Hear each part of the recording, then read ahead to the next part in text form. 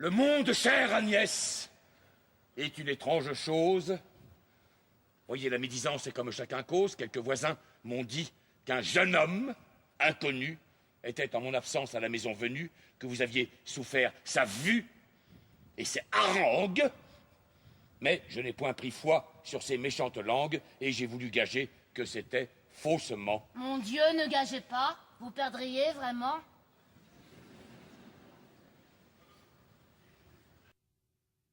Bon, ce que vous venez d'entendre, c'était un extrait d'une pièce de théâtre qui s'appelle L'École des femmes. Et si vous regardez dans le syllabus, c'est l'une des pièces que nous avons étudiées dans ce cours. Mais ce qui est peut-être le plus remarquable pour vous, c'est qu'il parlait d'une manière un petit peu différemment. Le langage, les paroles, le vocabulaire n'est pas différent de ce qu'on utilise vraiment aujourd'hui, mais il parlait d'une manière poétique. Et en fait, c'est un exemple de ce qu'on appelle le théâtre classique.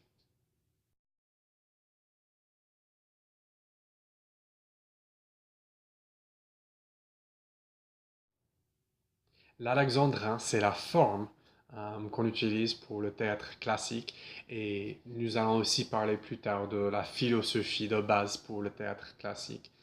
Mais pour nous, ce qui nous concerne, c'est vraiment juste comprendre ce que disent ces acteurs et ces écrivains, ces dramaturges, pendant qu'ils écrivaient ces pièces de théâtre.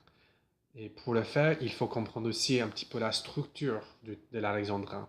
Nous allons re-entendre cette première partie et je vais vous donner des sous-titres pour mieux comprendre, juste pour voir le vocabulaire.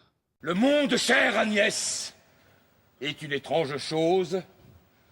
Voyez, la médisance est comme chacun cause. Quelques voisins m'ont dit qu'un jeune homme, inconnu, était en mon absence à la maison venue, que vous aviez souffert sa vue et ses harangues. Mais je n'ai point pris foi sur ces méchantes langues et j'ai voulu gager que c'était faussement. Mon Dieu, ne gagez pas. Vous perdriez vraiment.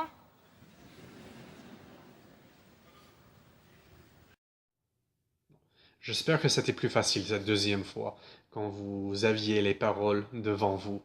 Mais maintenant, pour la dernière fois, je vais vous montrer ce que c'est l'alexandrin.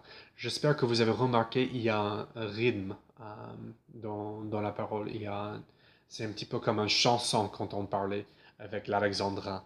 Et c'est pas par accident, c'est exprès. Parce que ces vers sont poétiques et il y a les règles de structure.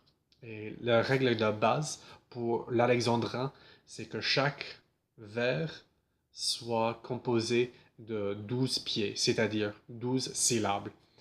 Et pour tous les deux vers, on a A, B, B comme système de rime.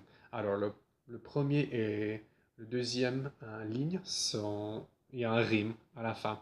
Pour le troisième, quatrième, les mots encore, ça rime. Cinquième, sixième, septième, huitième, ainsi de suite. Tous les deux vers sont en rime. Ils sont en paire pour le dernier syllabe. Alors, quand vous regardez pour la dernière fois cet extrait de École des femmes, remarquez le rime de ces mots. Et aussi pour essayer de comprendre où est coupée la structure. Voilà. Le monde, chère Agnès, est une étrange chose. Voyez, la médisance est comme chacun cause. Quelques voisins m'ont dit qu'un jeune homme, inconnu, était en mon absence à la maison venue, que vous aviez souffert sa vue et ses harangues. Mais je n'ai point pris foi sur ces méchantes langues et j'ai voulu gager que c'était faussement. Mon Dieu, ne gagez pas. Vous perdriez vraiment.